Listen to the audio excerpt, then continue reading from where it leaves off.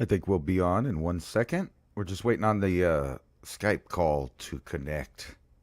So he's probably talking to the radio right now. And then we'll be live.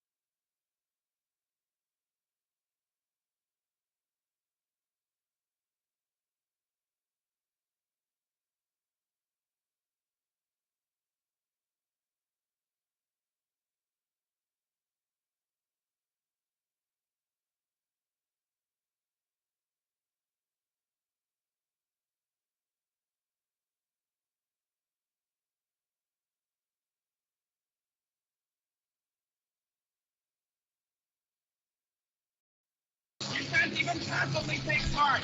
And you've got to put your bodies upon the gears and upon the wheels, upon the levers, upon all the apparatus, and you've got to make it stop. And you've got to indicate to the people who run it, to the people who own it, that unless you're free, the machine will be prevented from working at all. Revolution Radio at freedomslips.com, the #1 listener-supported talk radio station, throwing ourselves upon the gears of the machine. Revolution Radio, where information never sleeps. You called down the thunder, well, now you've got it. Right, you tell them I'm coming, and hell's coming with me, you hear? Hell's coming with me! Revolution Radio!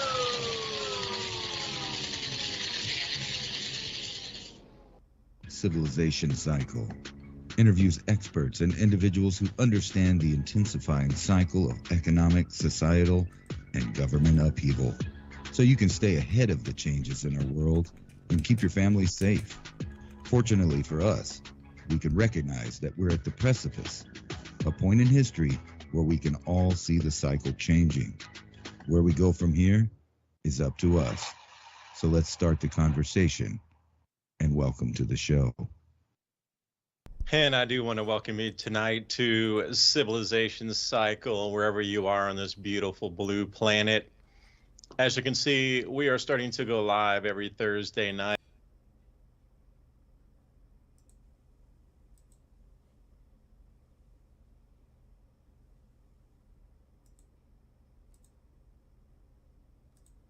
World spin in a different direction over the last week. A lot of hopefulness coming in for some, a lot of desperation for others. We've definitely reached a pivot point on the planet right now where the world we knew somehow dissolved and is morphing and coalescing into something new. Now, for those that are excited about this, well, there's a potentiality here for great change and movement forward. But those who are stuck into the sadness and that sort of disempowered now are delivering the message to the other half of the planet that you're disempowered. And this is exactly what controllers want, is to keep the population split.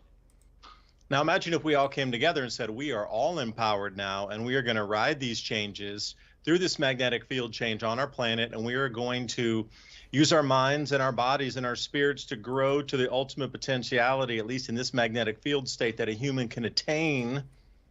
I don't think we would need very much overseership. I think almost every system on the planet would go by the wayside, but they're still trying to ram central bank digital currencies down our throats, along with the digital IDs to access that. And remember, as we move through this next year, you're going to be going from using your credit cards and being approved for every much transaction that you do, bank withdrawal, ATM, to do not trust anything until you validate that you are who you say you are. Zero trust is what they call this, and this is actually moving in December or January 1st, 2025. We're moving to a zero trust world, which means every transaction will be denied until they can prove that you are you, or actually the burden's on you to prove you are you. That's the problem. So this is the world we're moving into, and I do appreciate you joining tonight. We are going to talk really about what matters so deeply to most people. It's just having enough food in the belly, knowing that the security situation around you is good, that you have a way to have a viable income, to at least have some money to go enjoy the nice things and the fun things in life, versus just working and paying your rent, paying your electricity, paying your water bill, and making sure you keep a roof over your head with no other money left at the end of the month. That's not life. That's slavery. And as we break through the chrysalis, for a better term, you notice a lot of things are changing. In terms of sky phenomenon too, the amount of meteors coming in with just breaking bolides. And when I say that, they come in as a single bolide come through, but the girthiness and the large size causes them to break up into multiple dozens of pieces. Now, this is the fourth or fifth, sixth one that we've seen come through our atmosphere in the last 2 weeks. So, there's two things trending. The largeness to the size of the space debris coming in is larger, but the noticeability of it, even in daytime, of these large bolides breaking up and leaving trails of multiple pieces, is really catching the eye of a fair few people. And please remember, as we roll around in front of the sun here, coming up in April, and then right in front of the sun of 2025, we will probably see a lot more of these meteors based on the geometric pattern and where the planets sit in their orbits, gravitationally ripping everything into us. So, Ransom, that's a lot to cover tonight. I do appreciate you joining.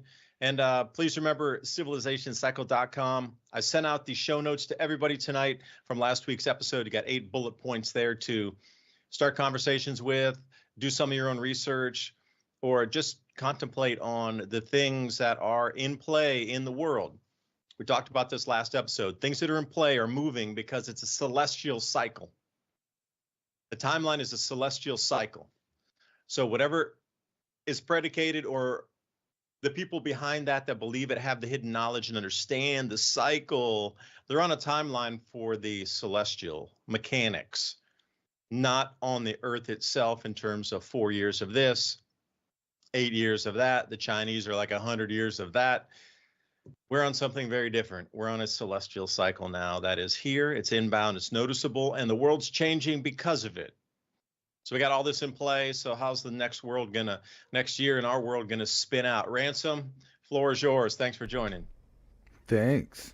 Yeah, I think they're about to get really crazy. And I know a lot of people think that because the 4-year cycle happened, that it's all going to be different. Now, some things are going to be different, but I don't think as far as war and food problems are going to be different. Maybe for us in the U.S., we'll see how this whole tariff trade war works out, because that is what's going to happen. But I think it's a good thing because it's going to force Americans to start producing what really matters. It matters that you have what you need, and you can't have that if people don't make it. And if people don't make it, then you can't buy it. So you'll have to make it yourself. And I think it's going to take off. More farming, more people producing products. If they really do roll back regulations, there may be a time where you get to enjoy things like raw milk, or, buying food from your neighbor. I guess we're all going to see how that kind of pans out. I'm going to say right now it's looking like a 50-50 as far as a lot of good things are happening, and a lot of the same old is coming around again. So I don't know how that's going to pan out for us, but I think worldwide is still going to be going through the tribulations. It's just, it might switch areas. And you remember a while back when I was proposing the idea of a new combat theater in North America, specifically along the border. And it looks like it looks like we're already having it, to be honest. Just the other day, there was a bunch of people shooting at the Border Patrol from across the border. They're not happy with the way things are going to turn out.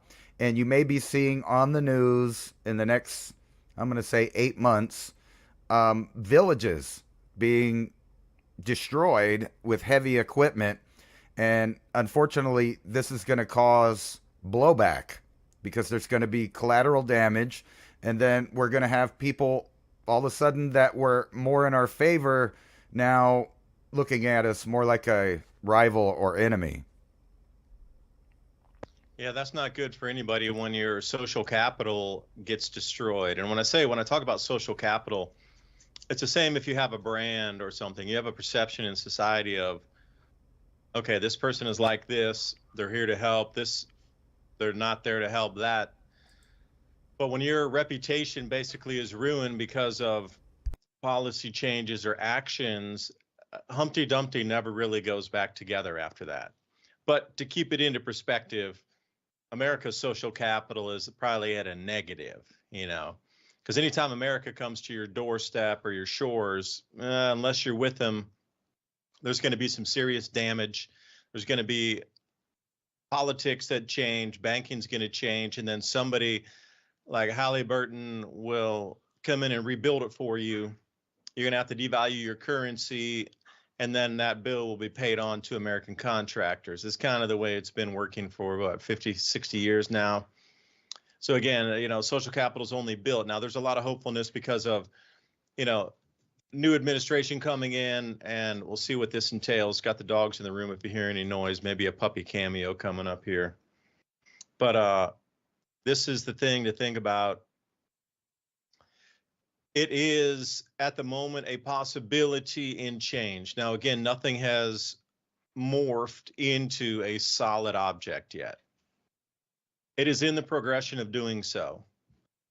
Where we stand right now is only potentiality of possibilities of change. And again, 50% of the people hate that, 50% of the people love it. But it seems like there was a mandate given. Now, if you want to go back to Chinese lore, myth, and legend, here's something, because you mentioned food. And I was talking with Seth Holhouse, Man in America. I was on his show. And we were talking about China and the mandate from heaven for the emperor. Now, what does that mean? That means that at the time, people worshiped the emperor as actually a direct descendant from the gods. And again, we can go into where they came from, or what, the precedent is of those that came from, space down and said, we control you now, people on the planet. Okay, that's going back several 100,000 years. But the mandate from heaven is the authority given to the emperor to rule over the people. But nature has some nasty surprises for that. On about a 400-year cycle, the grand solar minimum rolls in. They lose the ability to grow food on that area on the planet. They can't grow enough food, and then suddenly their authority from the heavens literally evaporates, because if you can't feed the people and you can't give them water and assure them safety, you have no right to rule over them. If you believe there's any right given to rule over another human being anyway, which I personally don't, but just the society set in today's workings. Like once that mandate was removed, the emperor could walk into a peasant's house and be like, oh, mandate from heaven's removed. Get out of my doorstep. You just cursed my house. I have to get somebody to come in and now cleanse my house. You filthy emperor. And they were allowed to, once the mandate from heaven was removed, the emperor was shunned. It collapsed. The dynasty collapsed. We're at the very same thing now. The mandate was given for a new set of rules to come in, a new governance structure. At least in America, that mandate was given. It needs to change. You need to come in and do something different. But I will say it's all revolving, I would say, around food. Because if we can't grow enough food, and food prices really need to come down, and farm financing is a big thing for me. If we have a financial collapse or really some difficulty with the economy, then the ability to finance our farmers to get the seed and the repair parts that they need for their farm equipment and the fuels and the laborers and all the things they need to get that 100,000 acre farm seeded in. I'd prefer if they didn't do it with GMO. But if there's a breakdown in that, we will definitely have some really difficulty with the food. And at that point, you can control the masses using food. Again, the whole world has just shifted as of last week, and it's just a potential kind of in the ether until it becomes something solid. But how many months might that take?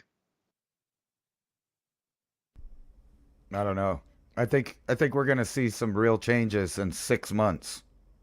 Like, yeah, worldwide. Months, not years. I'm saying months, not years, for sure. And I was going to point out, if you guys like the new setup, I've been working really hard over here. We've been doing all kinds of tech stuff, making graphics. So if you remember to buy us a coffee, we would really appreciate that. And the link is in all the description boxes, I think. Buy me a coffee, civilization cycle. Buy me a coffee, civilization / civilization cycle. But with that being said, I was going to point out this article right here because it kind of wrong one shows kind of what era we're in today. When will the last? And remember, they call that the greatest generation. For those of you that don't know what they called that generation, they called it the greatest generation. If you're not old enough to know that term, it means it's been taken out of our cultural lexicon because they don't want you to know that there was a great generation like this. Right. Not only that, I think that it's a point in history they've been waiting on. They pulled a lot of shenanigans, I'll just put it that way, in World War II, and we remapped the whole world. And all of the people that were out there freezing, starving, fighting, dying, well, they're all about to finally not be with us, unfortunately. And it kind of marks the turn of an era because right when they're disappearing, we're hearing conscription, draft, World War III. The main voters, just to put it locally, that would be against this are about to disappear. Matter of fact, I think I have the last remaining World War II vet probably right next door to me, at least in this area. And it's really trippy that they're disappearing so fast. So there was only 70,000 alive up until about 2015, and now they're just disappearing. It's getting crazy. Yeah, remember the shows. Now, you and I were growing up. Do you remember the show Hogan's Heroes? Yeah. Remember that show Combat? Right. Like it glorified that age of sacrificing for not only the men around you, but your girlfriend, your wife was back home in that country that you needed to defend because those nasty critters, the communists, were coming over, the fascists, the socialists, were coming over here to take over. Right. And those shows are no longer on TV. They're really difficult to find. And if you know those shows that I'm talking about, Ransom, what was another one that was in that era of really driving the point home, even into the 70s, that we fought that war for a reason. And don't ever forget and don't let that creep in here. All growing up, that's all I've ever heard about. That was the main focus of history, was World War II. I mean, think about, is there any other war with that many movies, shows, books, nightly mentions on the news still to this day? They really want to beat that into people's heads because nationalism is against the world order's idea. So if they can combine those ideas and put everybody in a bottle where they think, you shouldn't look out for yourself where you live, they can vilify that idea and it takes away the firewalls of tyranny. So if there's only going to be one government basically in the world, then you can't hide anywhere. You can't disagree. So they have to have that before they start implementing all these rules on farmers. And I saw one today where I think they're filing lawsuits. They're starting to go the Lawfare route to fight these, like the European Union and stuff. They have all of these countries going hand in hand to shut down farmers. And then at the same time, they're shutting down their ability to heat themselves and all of these other things at once. It's war on people. And hopefully, the tides change on that, but I just don't see it. So I'm looking for a lot of people to freeze in the UK, a lot of elderly. The food prices are going to go up in Europe. They're going to they're going to fight our end of the regime on some of the trade things. So it's going to be really interesting how the availability of products and freedom kind of pan out worldwide now. Because it seems like we broke that idea that the U.S. is going to be in it, but behind the scenes, there's a lot of people still working to be not only the head of the world government, but a main part of it. And then you got China and Russia have the same ideas about world government. They're just on the other end of who's going to be the management. Yeah, so you run a couple thoughts with me. If you go to, I'm going to retweet this here on the Adapt 2030 channel because I was looking at this. This is from Wide Awake Media, and they say, when we eat meat and dairy, this is causing 20% of all greenhouse gas emissions. So the meat and dairy industry is now liable for the damages that they cause. The litigiousness, what you're talking about, this lawfare thing is going to continue. Now, what they're going to do is go after them just like they have been the oil companies. You have to realize that's your food supply. It's not an oil well somewhere or a natural gas well somewhere that's leaking, that's going, uncapped. And there's a huge amount of leakage coming out of the capped wells, by the way. So they're trying to lawfare all these things and bring sensors and monitors out to some of these capped natural gas wells that, they've reached peak production, they've siphoned them off, but still there's a little bit of leakage, and not much. But they're going out with a sensor, and if they can find one molecule that leaked out of methane, you're going to get fined. Well, this is the same thing. Like, how can you put the entire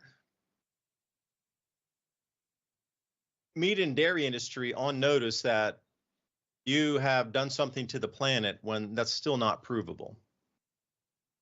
But the next thing is they're taking away your food supply by doing this under the guise of something they've already planted seeds for in terms of climate change. Like with this magnetic field anomaly that's here already, and with the changing solar magnetic field and what we're experiencing on our Earth with the decline in Earth's magnetic field, like this was already projected out into the future along with this grand solar minimum and very low solar activity anticipated after this solar cycle. It was anticipated last solar cycle, but everybody got that wrong this solar cycle coming up. So when we start to see declines in temperature, that means declines in food production. And then suddenly the dairy industry is responsible for everything. Well, if we're going to have a difficult enough time growing enough food coming into the conditions we're coming into with a decreasing magnetic field on our planet, more cosmic rays, heavier rainfall after we're off of solar maximum here, galactic cosmic rays and cosmic rays create more clouds. So after we're at solar maximum now, and once we dip off into that, the amount of cloud coverage is going to get ridiculous. If you think there's a lot of floods now, wait for 4 or 5 more years when we really start to get into the overlap of extreme low solar activity, heavier cloud cover, and solar magnetic fields changing enough to now disrupt jet streams and cloud cells. We're not going to be able to grow enough food barely anyway. So you see the posturing of governments around the world. They've already moved to try to front run these crop losses. And now they want to take another entire leg out of protein source for the planet.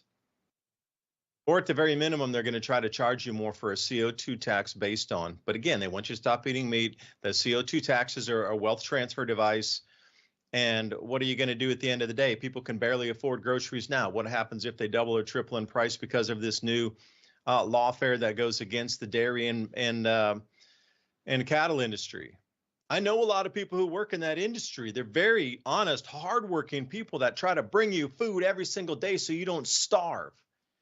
They go out, they work late at night. They're out in inclement weather. They are in disastrous situations to rescue their cattle and make sure your food arrives every single day, and your milk. And the products derived from milk, like the baby formulas, for an example. Right. The cheeses, that whole cheese industry. Those people work their entire life to bring you food, and if they go away and they can't produce food for you, then you are going to starve. And then what kind of thumb screws can people put on if you're starving and your family's starving? I don't know, Ransom. What do you think?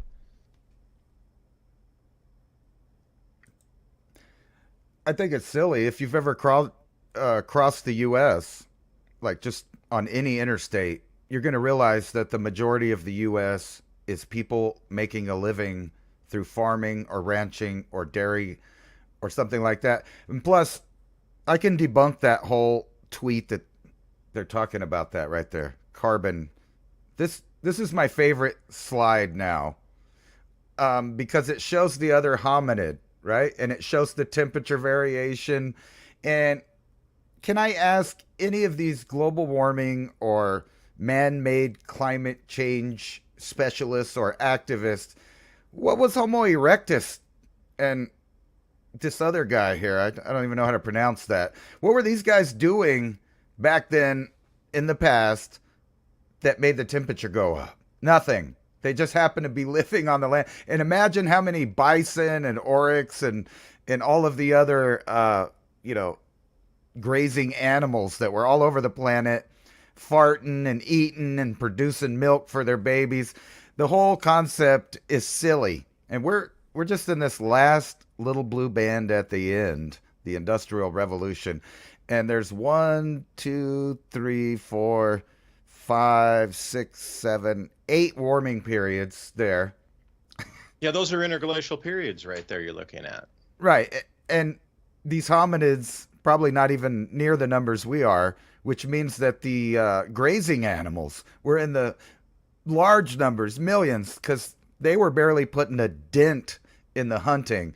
And that's another area of science that was kind of bogus when they gave you this idea that, oh, all of a sudden humans showed up and we made everything go extinct. But the truth is that megafauna and humans alike were going extinct because something happened in this whole 10,000 year period. Is the rebound that we call civilization now. Everything from domestication, organized agriculture, cities, domestication of farm animals, horses, pyramids, bronze, everything. It's all in the last 10,000 years after something happened. But if you go back before that, there were large numbers of herbivores everywhere, farting and puffing out methane and CO2, and it had nothing to do with us. Do you think Homo erectus was firing up coal-fired power plants and driving around their SUVs? No, they weren't. They just happened to be on the planet during that cycle. Yeah, if you go to the GISP 2 ice core data set temperature reconstruction, that's my favorite chart because it shows you that you were saying in the last 10,000 years. So we came out of the Younger Dryas. That's GISP 2 ice core temperature reconstruction. This is the gold standard that everybody used to use way back until they needed global warming as a narrative to come out, and then they quit using this chart. But for years and years, this was the gold standard to show global temperatures. They drilled down through Greenland and took out ice cores and actually measured the CO2 concentrations in there. The thing about this one is we came out of the Younger Dryas, it started to warm up, and then suddenly around 8,000 years prior, the temperature just dropped back out like almost 3.5 degrees Celsius, which would be about 9 degrees Fahrenheit. 8.7 degrees Fahrenheit. Temperature difference globally as the average down. Ransom, did you find that chart there? GISP 2, and you'll see that Joe Nova did it. Yeah, and if you put that one up there, that's such the best chart. Because the temperature variance here in the last 10,000 years has not been stable either. It's been up and down multiple degrees, 2 degrees Celsius up, 2 degrees Celsius down, and then the 8.1 or 8.2 K year event, 8,000 years prior. The temperatures rising, and then it dropped out 3.5 degrees Celsius down. And then suddenly, it rose back up again. Like, what's causing those rises and falls? Yeah, that's a good one right there. You're following the red if you're looking at the graph with us tonight. That's the shaded area of the temperatures. So what's causing those rises and falls? You can look at the time on this too. We're talking, an enormous amount of time, and you're going from the right side, which is where we sit today in the little ice age era, coming out of that, all the way to the past. But the thing is, each successive step down is cooler than the last.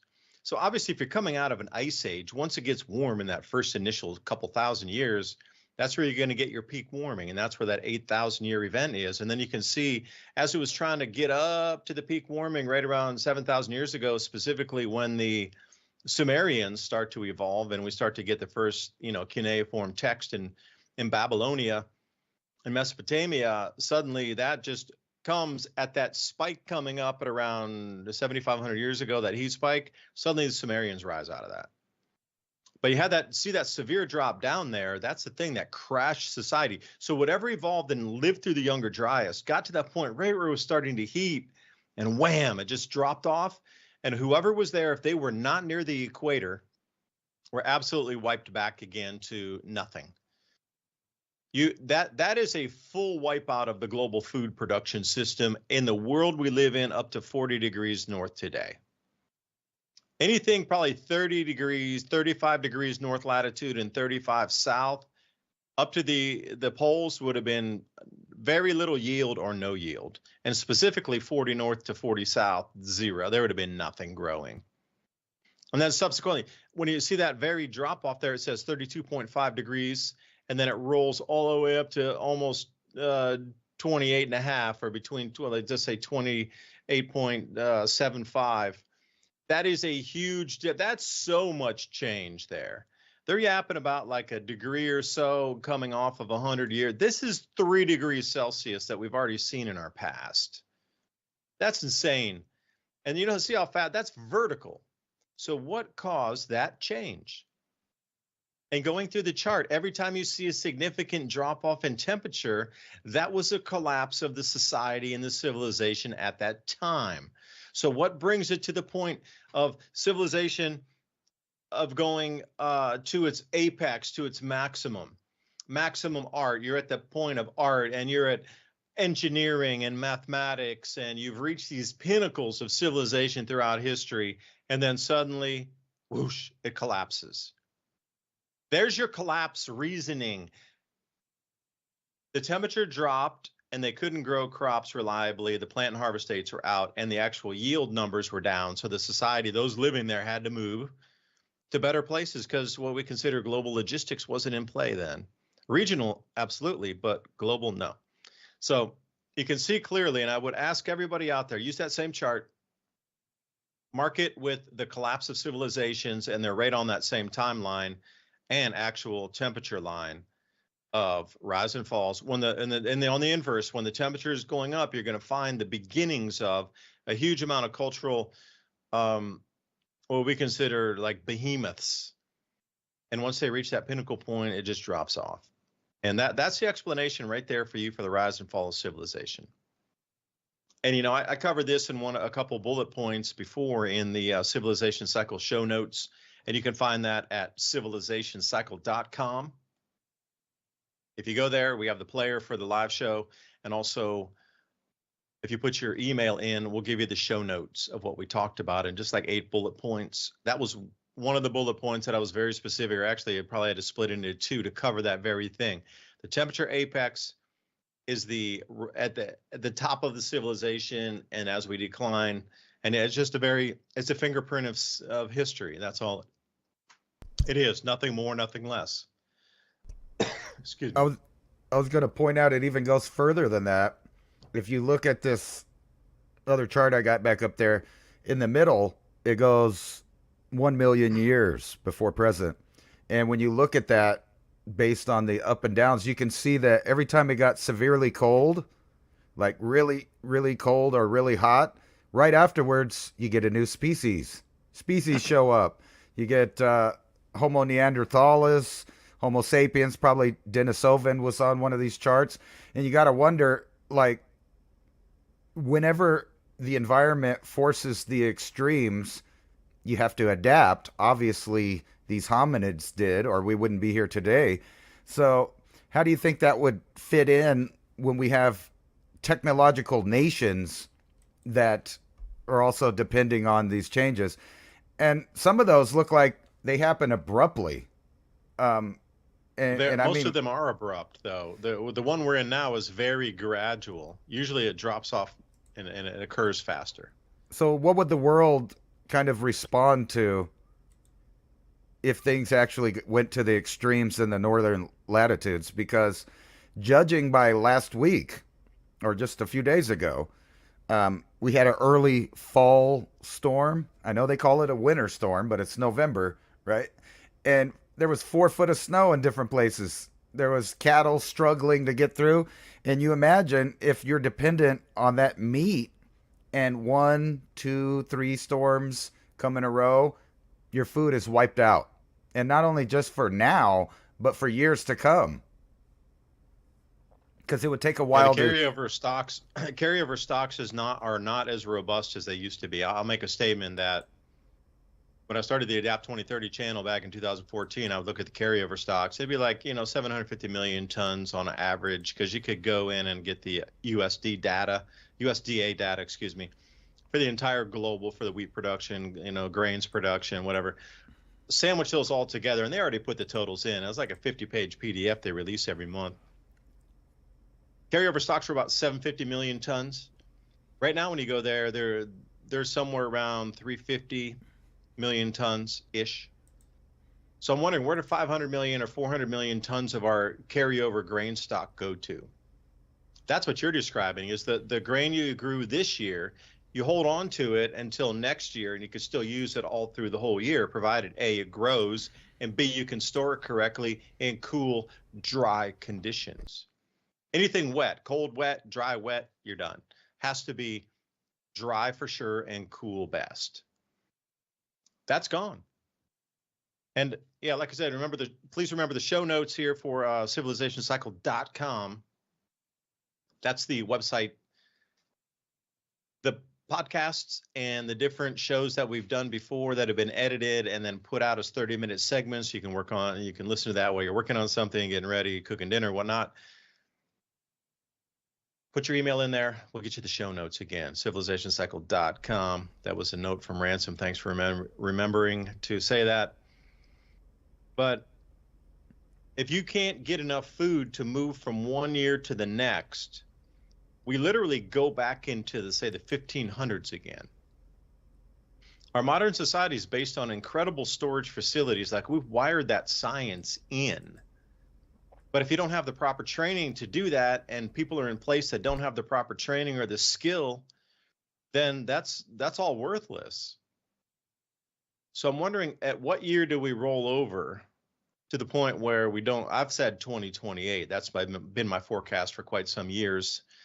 It's just math. So if you take the declines in the carryover stocks each year on how many millions of tons are disappearing and roll that out into the future, and as we're stepping off solar maximum here and we're coming into a cooler period anyway, once we get around 2028, 29, it might make news that, food prices are going to go up way further than they are today, because whatever we grow is what we get. And once we reach that integral point, they might call it, if you're looking at consciousness with AI, where it becomes a self-aware and conscious entity in itself, and there's names for it like 0 point or singularity or some of these demarcations in time. We are there when we cannot grow enough food to carry over to the next year. That will be another point reached where what we grow is what we get in our world. That will be a shift of an age. Absolutely a shift of an age. Stability will no longer be guaranteed. So how does the government shift from there? Or are they shifting now, front running everything? Like, there's a huge amount of just incredible shakeup going off across the planet. But are they doing that right now to try to front run all these things coming in 2028, 29 with the crop losses, food shortages, carryover stock debacles? I'm just curious, because it would be the perfect timing to do it now, because you get the 4 years, right? 25 through 29 or to 28, let's say. That's the point where you're going to reach that rollover, where there's not going to be enough food grown on the planet to carry over for the next year. So I'm just wondering, there's a lot of things in play. I have a lot of questions, but that I don't have answers for. But it will occur in time. Well, the prices are still going up. According to this one, still 5.5% from last year. And I think that's very low. Are you kidding me? 5.5% for food increase? No way. Well, that's according to the United Nations Food Price Index. Right. It goes up and down that much. But even they're having to admit, and what happens when all of these farmers in Europe go on strike together and they just don't produce? They save what they have, because I'm sure they have enough to make it a little while. And then they just cut off the public and show them what will happen if the governments continue to cut their production down and increase rules that don't jive with actual science. Like the whole argument of CO2 is easily debunked. And I don't understand how still millions of people can't just simply look at a graph and say, oh, wait a minute. Why are they saying that? But even the vegetable oil going up 2-year high. So, like, you see it in every indicator that things are going to continue to go up. It is, but I got 2 words for you. Government confiscation. If you, as farmers, as a group together, you'd be charged with some sort of law. Absolutely, you would be. They would come in and confiscate everything you're holding. They would take your seed supply. They'd take your machinery. They're like, okay, well, we're going to hire some people to go in and plant the fields. You won't do it. You're causing a national security issue. We're going to confiscate everything. And we're going to put it in the hands of those people who will grow. I was going to bring that up. With all of these new trends towards conscription and other things, people forget the things that follow is when you're in wartime, the government starts saying, well, you're going to have to contribute a little bit of that to our effort. And then you get into the scenarios of people getting attacked for not having patriotism because they didn't give over their private property to the state to help the war effort. I mean, all of that's happened in the past. So I'm actually been watching the headlines waiting for those exact kind of things where the government is saying, well, we're going to seize this because we need this, that, and the other thing. It's just like a communist country. When we watched Venezuela turn over, you had Chavez out there in the streets going, I like this house. I like this factory. It's now the states. And even the supposed freedom-loving countries do the same things in wartime. So I'm looking for, in the next couple years, them really attacking gold, Bitcoin, food production, especially as far as producing it for your local area. Kind of the trend that went against the Amish all the time. I mean, you've seen that for how many decades now? Periodically, they raid them, they arrest them. And this time, weirdly, they got out and voted. Even though they're not a big percentage of the voter, they went out and they voted, and they think they're wanting to get involved now because I think they're tired of that. So we'll see what the new Make America Healthy Again people, how far this goes. And did you see the headlines about people stockpiling fluoride because they're afraid the government's going to stop putting in the water? So they're going to hoard it at home, which is funny to me. I'm just like, sold by the can to kill roaches. Right. Well, we know that. No, in the 1940s, going back to World War II, you see the old advertisements in World War II. It's a little can. You could buy baking soda in the same kind of can at Trader Joe's, little can like that. But It said fluoride, the best roach killer. So I'm thinking, all right, well, that can't be healthy for anybody. But well, not to mention they were testing it on people to see what it would do. Oh, okay, you're lethargic. And you just don't care. A lot of, and I don't want to, I really can't even say that point because we're on a few platforms. I'm going to go away with that. But I'm going to reverse back into Make America Healthy Again. If they're not talking about victory gardens and bringing that food production back to yourself, like we need a Manhattan Project to bring victory gardens back into our homes again. Because that Make America Healthy kind of dovetails into, think about using that excuse to get people to start home gardening again, just like they did in World War II, without really explaining that the magnetic field's changing and the carryover stocks really aren't there. We all need to start home gardening again. That would really do a lot for food resiliency if we could get people home gardening again across the entire nation like we did in the 1940s. Please put it in perspective. 40% of all food production in America from 1941 and 1945 was done in the backyard. 40%. So think about, supermarkets are going to take a hit, but your food resiliency, and if there's not carryover stocks in terms of grains, could you not grow a corn patch? I'm trying to put out a larger tobacco patch this year. I'm trying to put out a larger corn patch, but I grow heirloom stuff from the Amish, like purples, starbursts. There's not even names for these. You just look at them and I guess you identify it by the seed when you're looking at it. There's no commercial variety of it, so they can't name it and sell it. It's just like heirloom corn that has a starburst pattern. Heirloom corn that's jet black with a tinge of like purple into it, some sort of indigo corn. That's kind of how they describe it. They look at it. There's no patents on it. It's the thousands of varieties of corn that have been around forever, and they just grow the variety that they think the pigs like. The guy I buy my meat from, name's Jonathan, Amish guy. He grows like 20 acres of corn just for the animals, just for the feed. Of heirloom varieties, not commercially available, just from old school, whatever was in Tennessee over the last couple hundred years. They've gotten a nice variety that could be animal fodder. You could turn it into alcohol. You can ethanol it. You can do a lot of things with it. That's the cornmeal muffins. It turns into cooking corn, and it turns into animal feed, and it turns into distillable as well. So that's the one they've chosen, and it seems to work for a lot of people. Like crab apples, that's good for distilling, good for animal feed also.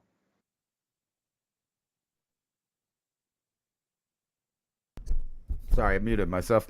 I was going to say, I've been doing this experiment for, I think, 4 years now. So last year, I just let whatever grow that was left over, seeds, wherever they fell, and still food came up.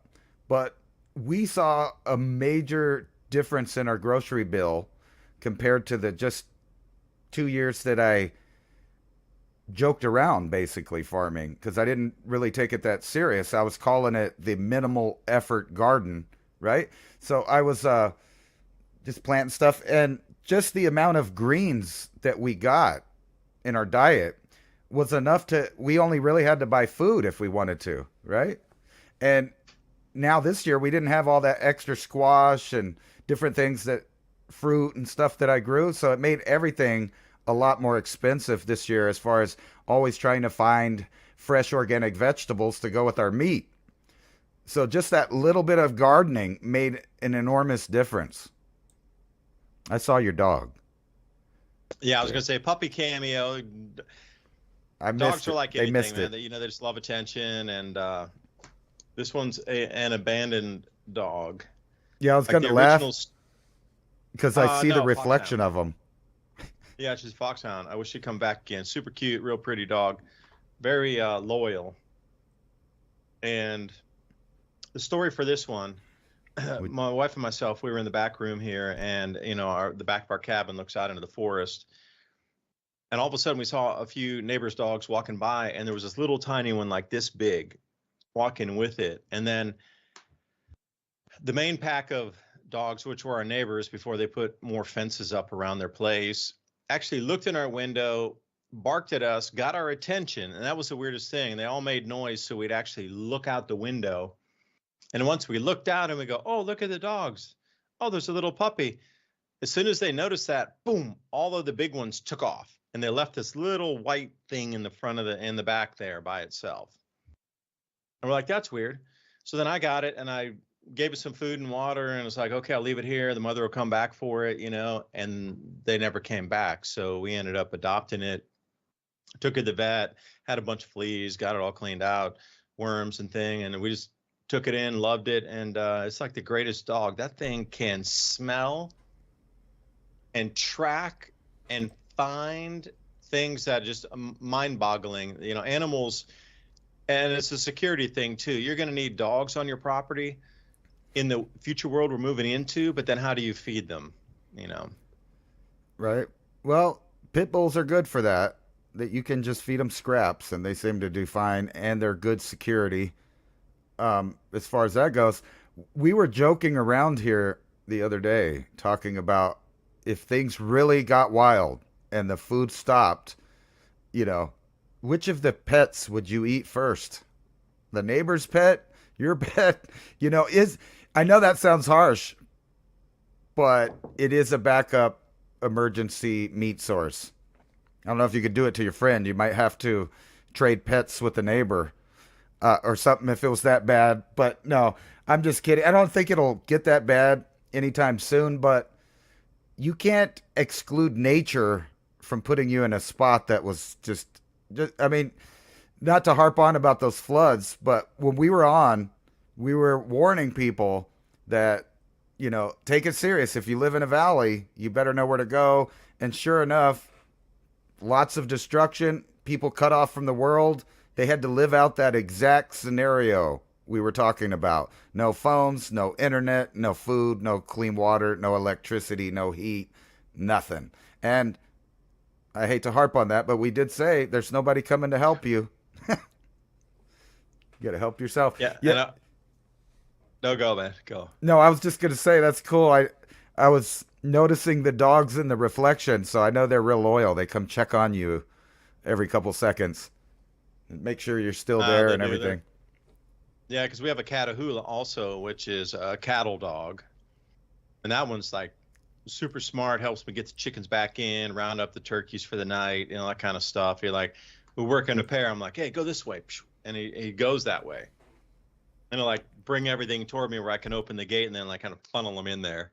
Because I figured to waste your time. Again, you need to use animals like a dog to help you if you're on a farm to get the animals in and work with you together. Because if I was going to try to chase the chickens or turkeys down right around sunset and bring them in, yeah, it's almost like a comedy video, like a Benny Hill video, running around, like running around. This makes no sense. Where you're going to go trying to chase these things? But you get a dog to work with you, and they're very clean on go this way, bring them over this way. Like my dog understands when I go psh, psh, like this. Right. It's amazing to work with another animal that's not human and get that interaction of it understands you, but it's so sentient and smart that it can do what you ask it and like work together with. And at that point, you're like, you're not going to eat those two because that's my safety right there. I'll go hunt in the woods. We can scorch out a bunch of squirrels, possums, birds, pheasants, raccoons, whatever. There's a ton of stuff around here. Deer, got some bear occasionally. Yeah, but you're not gonna hit my dog, so we're gonna have a problem with that, like serious problem. I was actually kidding about that. No, but you're not. I mean, you're not. You are, but you're not. But a lot of people, when they get that hungry, they're gonna go that direction. And I'm telling you right now, like some people in the cities or suburbs might give up their animal and be like, okay, don't hurt my family and whatever. We all need to eat. Kumbaya. But down here in the farm country, when I need that dog for my safety, you're gonna have a problem, like a real problem, like a serious. A guy in the audience that says his cats bring him rabbits, kind of like dogs bring stuff, and mice and moles and all kind of stuff, right? Like you could eat that in a pinch, right? And not only that, if you're setting those little traps in your gardens, then you'll get gophers and whatnot. Besides that, somebody gave me a great idea. We should start a project on Civilization Cycle where every one of our viewers plants 5 fruit trees this year. Yeah, and again, that'd be great. That'd be a great exercise for people. Let me put up that on the Buy Me a Coffee. I'll put that up as a post on Buy Me a Coffee /Civilization Cycle. If you want to go in there, support our work, please head to buymeacoffee.com /Civilization Cycle. Because when you get into these areas, you're going to have to know the topography, like how much drainage there is. If you want to do apple trees, you're going to need to know which things like figs, if they like, some more wet soil. You're going to have to do a lot of study. That'd be a great challenge. Plant 5 fruit trees, dwarf variety, that will give you fruit. And like the first fruit will come in like the second year, but third year start to get more set. I have I think it's now 5-year-old lime tree outside, and it still has the spikes on it. Yep, we're waiting for fruit. Are you getting any fruit? No. I think it's because you need to prune it. Right. I think it's also because it's been surviving through the winters here. Right? So it's waiting to get bigger. And then you can't eat the fruit the first year anyway. But I've been looking at neighbors who have fruit trees that waste probably hundreds of pounds of foods per tree, and they just clean it up and throw it away. It's just crazy. Yeah, and that's all animal food too. Think if you have chickens, those apples and the berries, and we give ours. If we cook beans and we don't eat all the beans, chickens love beans. They love fruit. I'm telling you, they love peaches because we have 12 peach trees out here. They set huge this year. We had like 1,000 pounds of peaches. Like you say, it's coming into that first like maturation period, so a lot of them weren't really juicy and fruity and whatnot until the insect damage and cold damage. Rain, I shouldn't say cold, excuse me, rain damage where we had the fruit were all set and then it rained for like 10 days straight and we had a lot of pits inside the top. But when the raindrop came down, it hit on that very fragile fruit surface.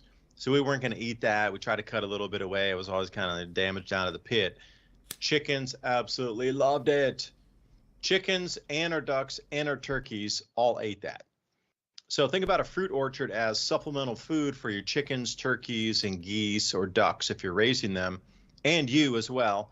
And you can distill that to create alcohols, for rubbing alcohols off the first on the 4 shots with the methanol, disinfecting anything, cleaning supplies. And once you run off that first 4 shot, that very first quart or something of, number 1, if you're going to run it in 8 jars on a gallon, you can use that for cuts, scrapes, abrasions, anything medicinals. So that fruit becomes your medicine, it becomes your cleaning supply, and it also becomes a tradable if you're into that and you know how to take the fruit, throw some yeast into it, get it to mash down, and then distill it out and turn it into a tradable product. So look at fruit as not just fruit. There's multiple ways that you can use that. And then plus us, we're going to be trading with the Amish next year because we overproduce our fruit. They don't grow any fruit. So they're going to come and help us manage the orchard a little bit. We're going to get the yield off of this and then trade them for different things through the year. So the overage that we're never going to use, plus what we eat, think about the win-win-win in that. Everybody needs an orchard.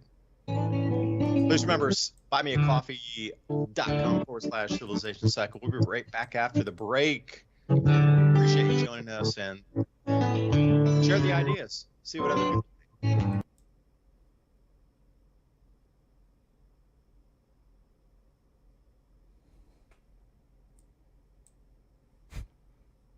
Oops. I pressed the wrong button. What happened? Ah.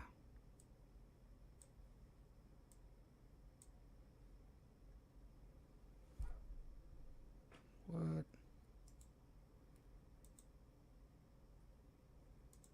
Well, it looks like I'll have to talk to the commercial.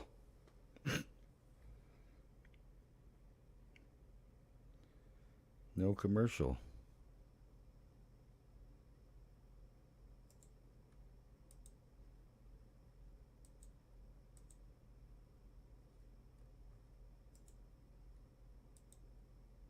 Awkward. I guess I'll just hang out with you.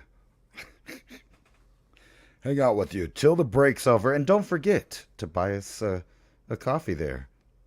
And sign up for our show notes. We had a malfunction. So I'll be back after these messages. Oh, wow, that didn't work either.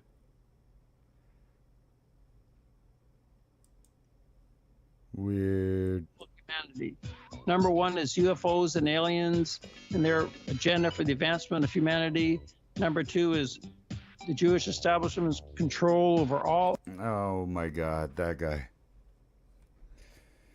That dude. What's up, Otto? Well, this is the first time I had this set up, so I messed it up somehow. It's supposed to play a something. Let me see here. Might be able to fix it here.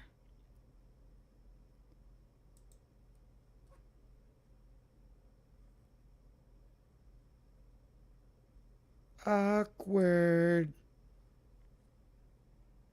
Here it is. We'll play this one.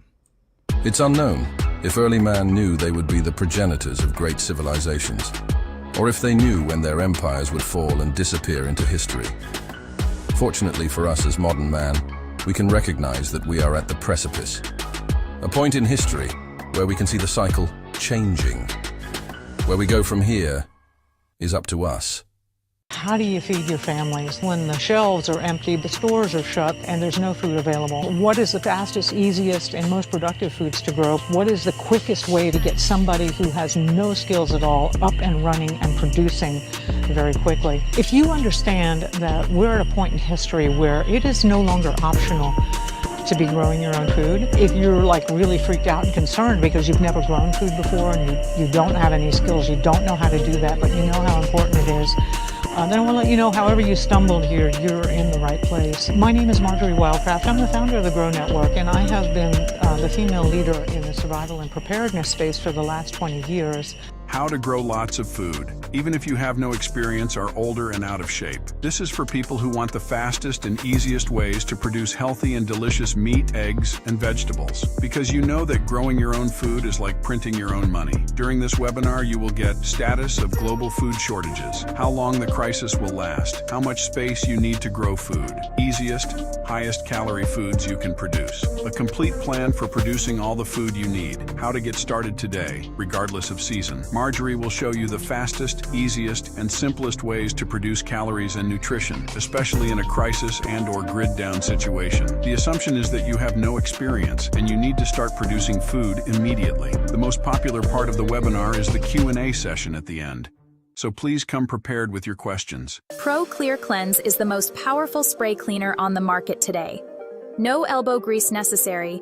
Pro Clear Cleanse cuts through grease and grime like a chef's knife. Right.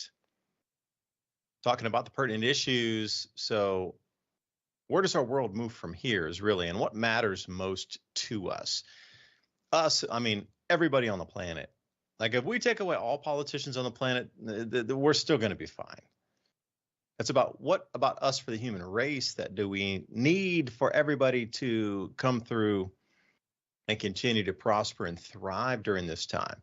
Now, just before the break, we were talking about fruit production, and that's a great call out that Ransom had mentioned. Can everybody grow 5 fruit trees? They don't have to be in a line. You can put them around your property in different places, depending on the grow conditions for each individual area of your property. But think about fruit as a tradable, as a usable for food for animals like chickens or ducks or something that you might have. And then also, if you have the skill to be able to turn that into some sort of distilled product or fermented product, could be apple juice, hard cider, or just, distilled out after you mash it up, bring it out from say 18% down into something more distilled, which can then be used as medicines and alcohols and cleaning products and tradables. So again, you got the tradable end on the fresh fruit, you got the tradable end on the distilled fruits. With that being said, Revolution Radio, thank you for letting us talk tonight. And if anybody... The one cleaner that can do it all.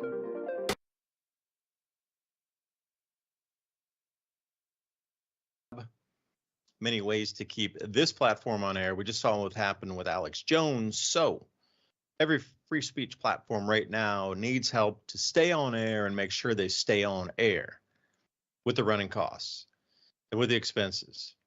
So we'll see what happens. That was one of the, I am a fan, but not the greatest fan. I like the information, the person behind it, cool. But I just don't like the way that we are guaranteed with our rights as free speech that they can shut down an entire platform because they said the wrong thing. At what point do the people on the other side of the curtain go, oh, I said something wrong too, and now we're going to get shut down? Like it can't work that you either have or you don't have that right. It can't be arbitrary. It just can't be. And this is the way I wanted to start the second hour here, talking about, if you set something up, and, I'm coming back to Ransom's Grow 5 Trees. If you have more land and even if you don't have the time to maintain it, somebody else will come and take care of it for you if they can get the bounty of nature from that. If they can come and help take care of your garden or your orchard and maintain it for you, and they want percentage of the yield after that, awesome. Because somebody took care of it and did something for you that you can't do yourself. So think about that. Even if you have the land, offer some people some space so they can come out and grow something for you. But Ransom, take it away, man. Second hour. And as always, what do we value as humanity right now? Family and a full belly. I mean, that's really what matters. Family and a food belly. That's great. That's a double word answer. Bam, drop mic. You know, and also for people to be able to live without the constant bombardment of worldwide fears being pressed on them. You know, it's just nonstop stuff that is meant to keep people in disarray so that they're distracted. Describe the stuff, though. You said stuff. Like, give me some, like, concrete examples of stuff. Of, like, stuff they make you worry about. The economy, food prices. And, yes, they're real things that you have to worry about. But if you're worried about that, and you're worried about global warming, and you're worried about whether or not Putin is going to do something to you, whoever boogeyman of whichever channel you're watching, because, you know, they have different angles on what you should worry about. That's the kind of stuff that they continually make people worry about. Or are they going to be able to pay their mortgage or their rent? Is the utility highs going to ever go away? Or are they going to continue working to the bone to barely have like a few cents left over at the next month? That month-to-month fear of being homeless. I mean, I have not paid rent in so long that I kind of forgot. But if you're a renter or you have a mortgage or you're renting to own or any of those options, it only takes one life mess up and you could be out on the street. And people forget that. So that's a thing that you have to worry about. But at the same time, they keep the levels of fear of all these other things where people are misdirected. And instead of concentrating on their family and a full belly and the simple things in life, they're just continually bombarded with this other stuff. And like I was talking about, I think we're going to have bad times, but 6 to 8 months away. And the reason I say that is because there's going to be some pushback on the changes. So in the short term, things are going to start looking really good, at least here in the U.S. I mean, options are open up, especially in the housing market. There are no houses. Like, I've been looking, and the only things that I could trade in everything I own for and go get in are places that are like dilapidated. The well don't work. It's, you know, hundreds of miles from anywhere. And although that sounds like a sweet dream to me to go out there in the middle of nowhere, if you have a family, it's hard to, you know, ask them to deal with it too, or it's hard to, at least. Some families will just, you know, whatever. But if you don't have water, you don't have farming. And if you don't have farming, then you can't make extra food. And you're stuck in that spot. And the majority of Americans, at least, are stuck on the month-to-month. They don't even have time to think about, well, maybe I should grow some stuff. Maybe I should can some stuff. Maybe I should start stockpiling stuff. And when things start to look good, people forget that things can go bad again. And they only remember that when things are bad. That's too late. So even if things start looking, you know, sunshine, rainbows, great future ahead, you still need to be preparing for in case it doesn't continue that way. And hopefully I didn't offend anybody, because I know I lost, I don't know, probably 30 or 40 subs November 6th because, you know, of the little videos I was posting. So people are upset. But then again, other people are happy. And somewhere in the middle, people need to drop these ideas that it's us versus them. And remember that your neighbor is going to be more normal if anything happens. So, like, if the internet cut off and the news cut off, about 2 weeks later, they'll be willing to talk to you. They start to forget that they're constantly bombarded with the tribalism. And that's how they keep everybody divided. And that's how they keep everybody distracted. And they're going to keep pushing this idea because there are social engineers that are interested in destabilizing the West still. And although people think, well, it's going to change, you're going to start seeing some other things, the other shoe to drop, so to speak, in months to come. I just see that happening. There's going to be, what they call that, the honeymoon period, right? We're going to have the honeymoon, stocks, Bitcoin, everything's all going to go up, but then it's going to come back down. And that's what you have to be prepared for. Like, should you be selling your Bitcoin right now that it's at 87, what is it, $87,000 a coin? 93,000. Oh, 93. God. It went up again. So is that a gamble? Should you sell it when it's at a high?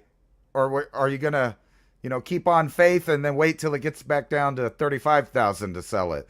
Because I feel bad. I sold mine when it was up a little bit, and then it went really down. And I thought, whew, but now it's so far up. If I'd have just been patient, I could be cha-chinging right now. Depends if you're a trader or if you're a hodler. I don't know. If I could respond to a couple of those comments you made there. 6 to 8 months, if you're talking about crypto here, most people agree that over the last halving cycles with Bitcoin, that there's a run-up period after that, and we're in that now. And if you go to Plan B and take a look at some of this information, 100 trillion, this person has mapped out stock-to-flow models, and it shows that the peak should be, and if Ransom, if you could find a stock-to-flow model on Twitter somewhere, you can find one of those charts, stock-to-flow, and Plan B, and that you can find one of those models there, and you run it out. So since the inception of Bitcoin, the way it behaves before it halves and then after the halving, and there's a cycle to it, how it runs up, and then there's a cycle and a bull peak, and then it drops off.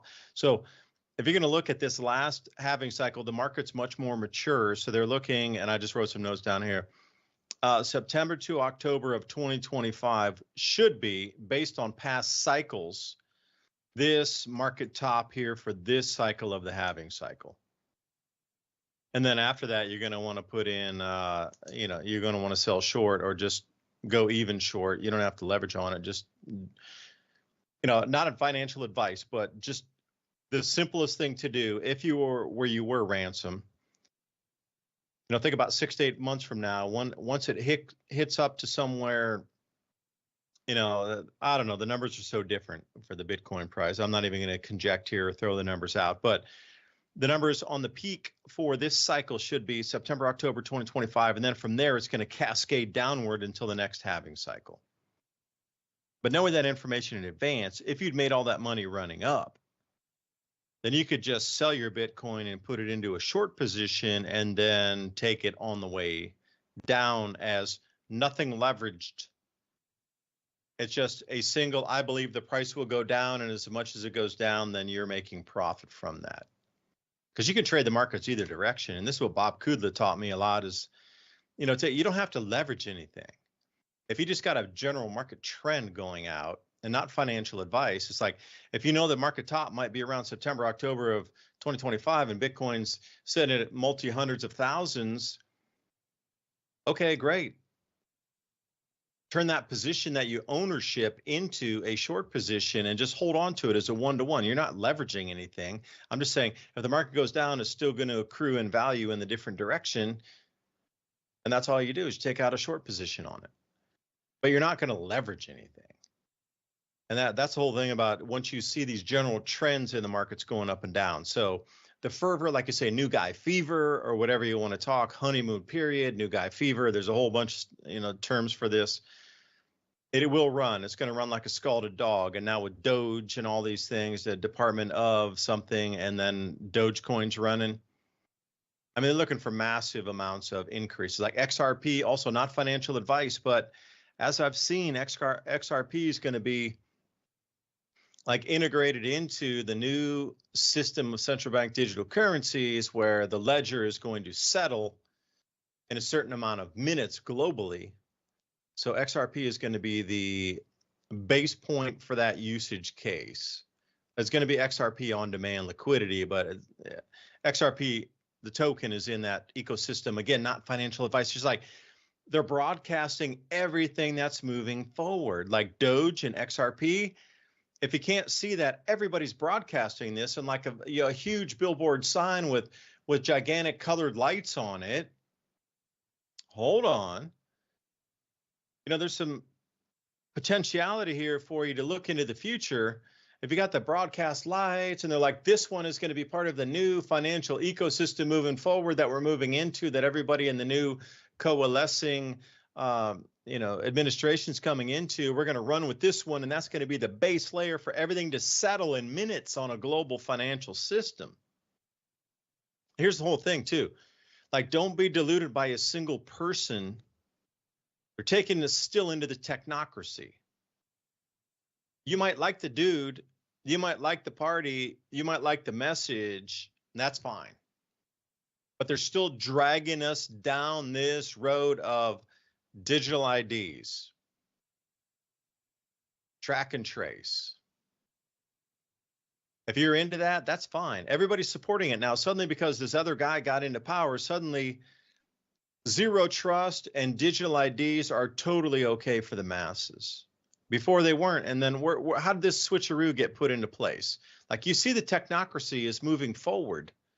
It's a global system. And Ransom, might I add here, for those of you out there who want our show notes, tonight I did the release just for here, point number 8.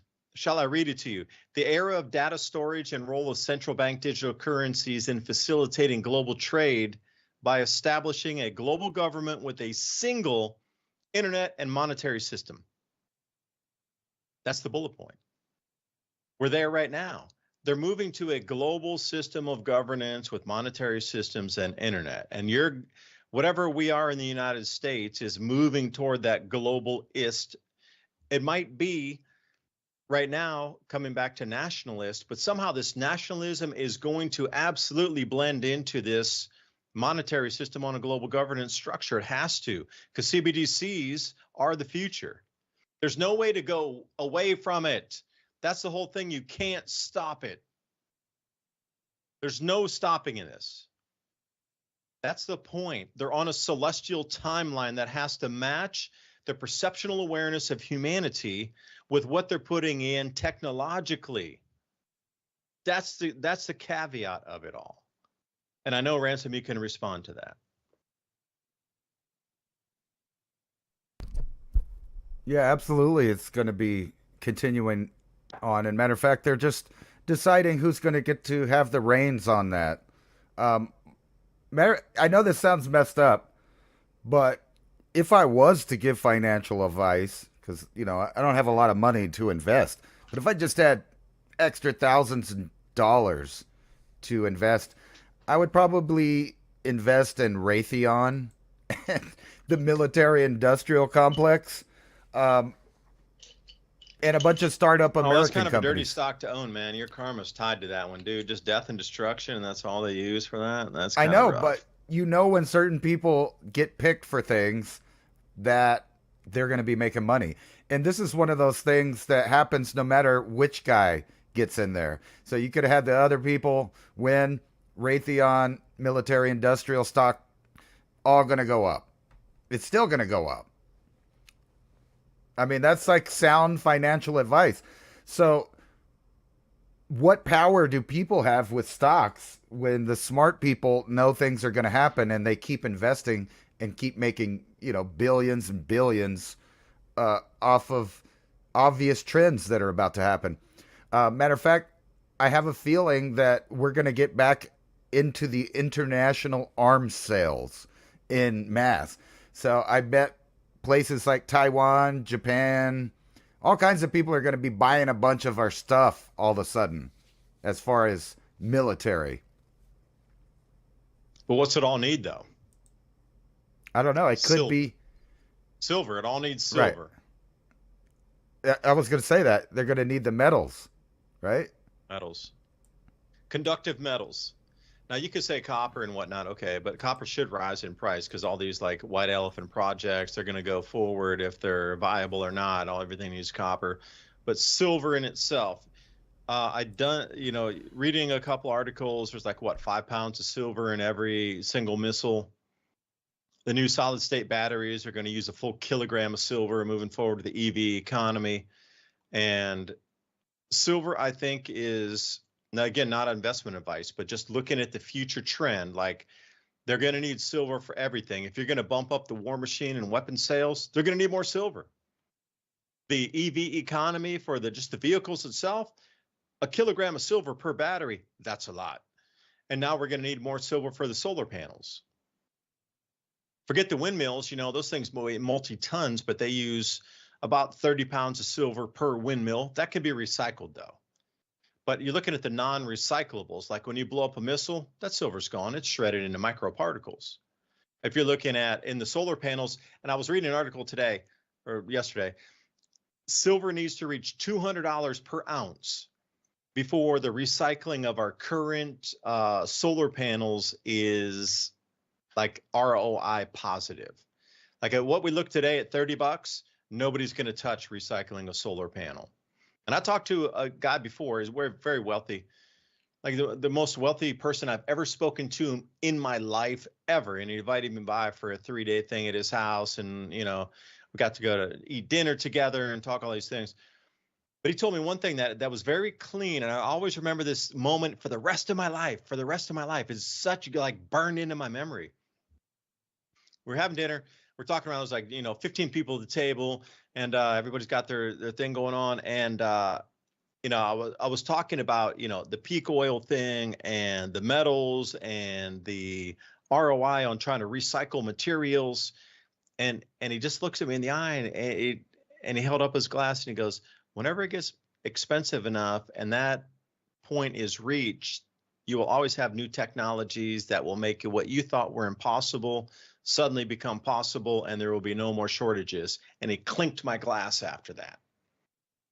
Like, I will never forget that moment in my entire life of sitting with a billionaire at the table and told me that advice. So for me to look at $200 ROI, break even, going over that, like that was the same thing with algae biodiesel. It wasn't viable unless you hit $100 per barrel. And that was the break even. Like it had to maintain that for a substantial amount of time before anybody was really to invest into algae biodiesel technologies. Yeah, it went up to like 144, but that little blip above $100 that we saw in 2008 and 9, like that thing up, that was an anomaly in time.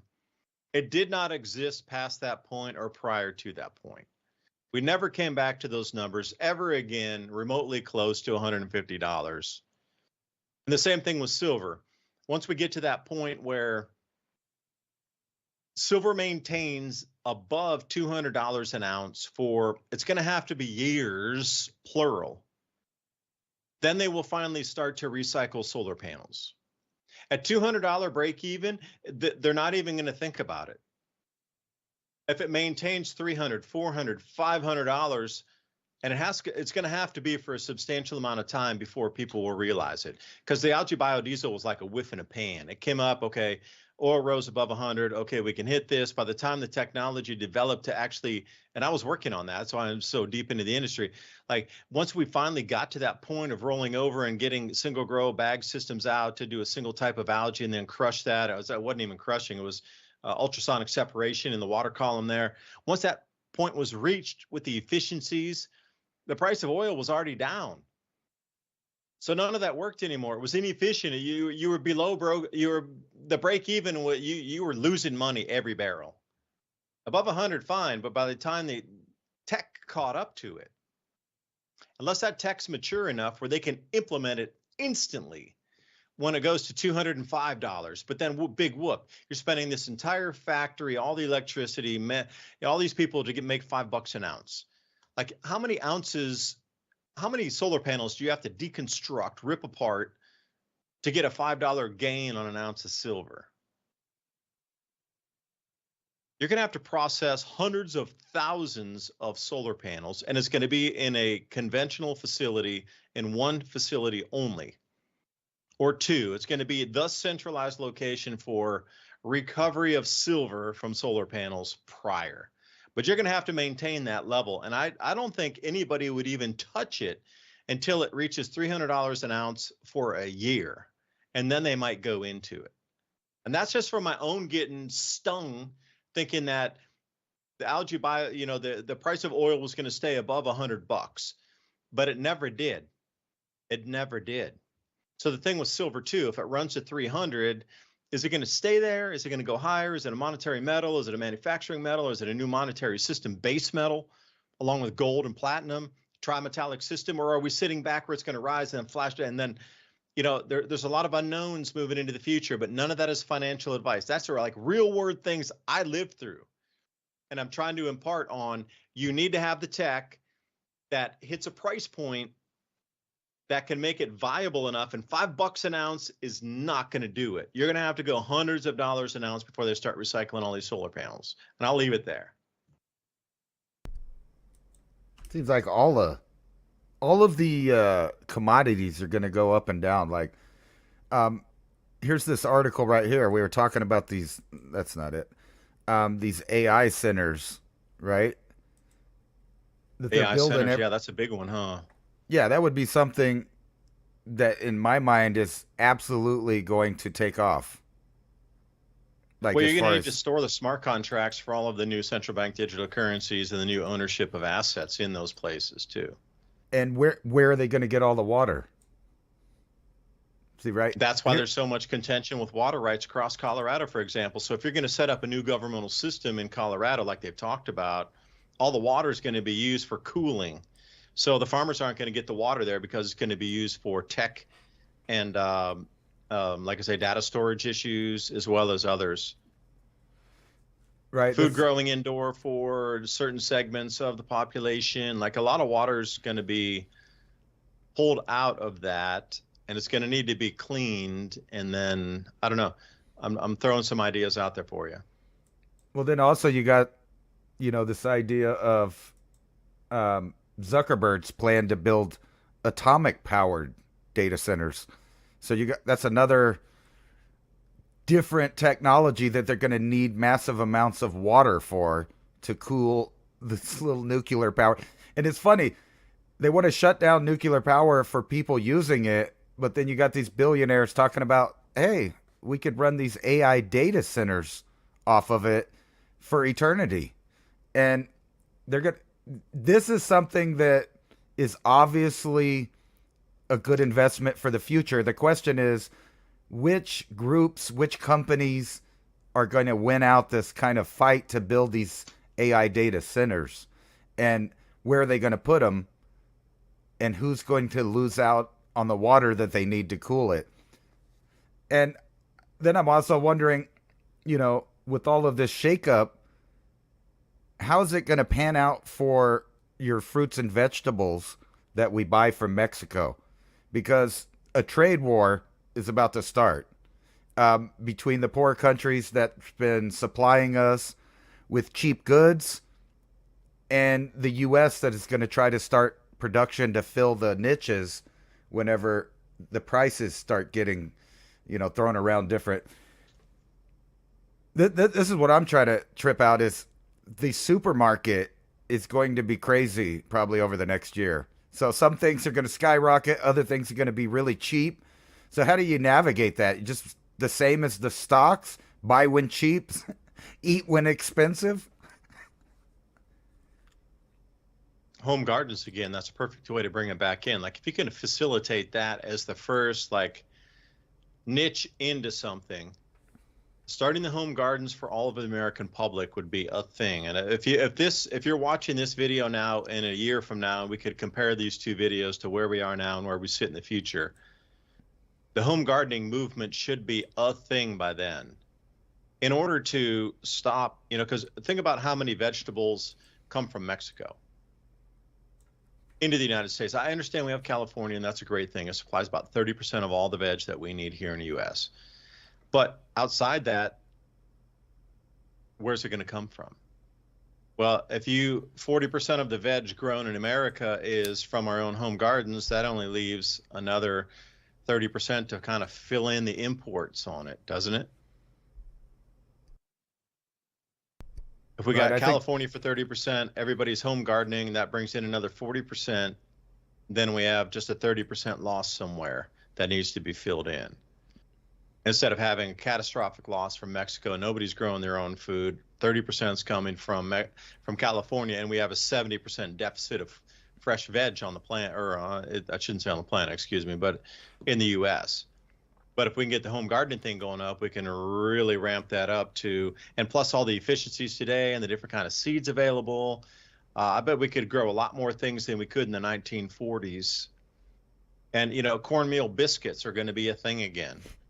So get your iron cooking, you know, skillet back out, because cornbread's going to be a thing. And if you could just kind of front run and see where society was with healthy eats and like girthy eat, I would say more like girthy eats versus healthy. Something that has some calories, something that has some protein, something that's going to fill you up, something that's going to give you energy so you can work through the day in different tasks, because our world is going to shift. The things you do now are going to be very different than the things you're going to do in another couple years. You're going to need to work out in your yard to grow food.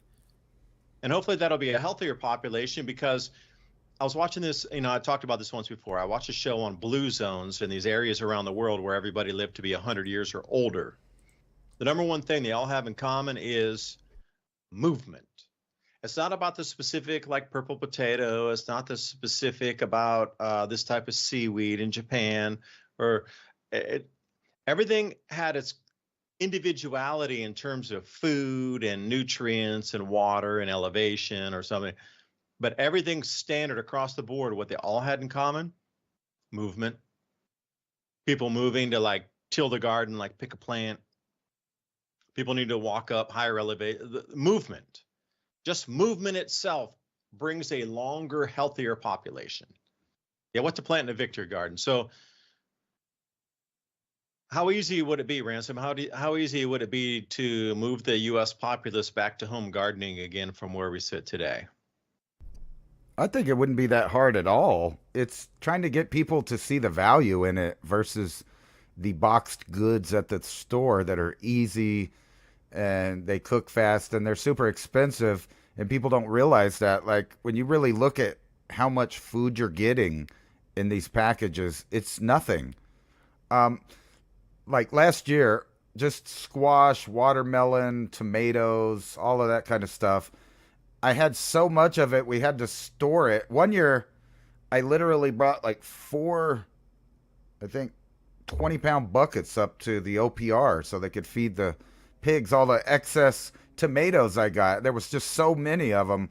And then the next year, none of them grew, but I had abundance in squash and watermelons. But if I would have froze those, jarred them, whatever, I probably would still have food from the last 3 years in the shelves. Like right now. I don't think it would be that but hard. How do you store that? You need to have it on some sort of straw, and those they can't touch each other. Right. And you know, you were making the point that it's just healthier to get up and go around and move.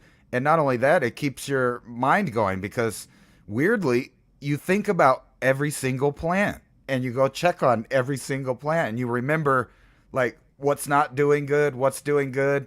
And that inevitably would sharpen your mind. It's like, you know, how they talk about old people do better when they have friends to communicate with and they play Scrabble or whatever. It's the same idea. And plus, there's study after study, not to mention the nutrition benefits, but just being around the greenery lowers your heart rate, blood pressure, and makes you healthier all around. And if you want to barefoot, then you can ground yourself as well in that environment. Right. Like, again, if we're going to talk about make humans healthy again, the rubber shoes that you wear do not allow you to connect to the Earth's magnetic field and the grounding effect that you get from the difference in the soil, the magnetism of the soil. That's a huge thing that we need to start walking barefoot. We need to have like a hug a tree, walk barefoot, work in your garden revolution on this planet again. Except for the hookworms. You got to be careful about that. There's no hookworms, man. I don't know. See, that's the thing. They brainwash everybody. There's hookworms. If you walk barefoot, you're gonna hookworm. I've walked barefoot so much. Years and years of like, we got animals. I got no hookworms. Yeah, that's only if you're stepping in poop. That's the And only you time wouldn't that's do going to that. happen. Like a normal person would try to step around the poop. Like, who would step into animal manure on purpose with bare feet? Like, that's the last thing is just like hardwiring you would want to do. Like, your hardwiring thing as a human is don't step in the big giant pile of animal excrement with your bare foot. Like, go to the left or the right of that. Like, But it's so it helps you ground, right, to nature. No, I'm just kidding. Don't step in the poop.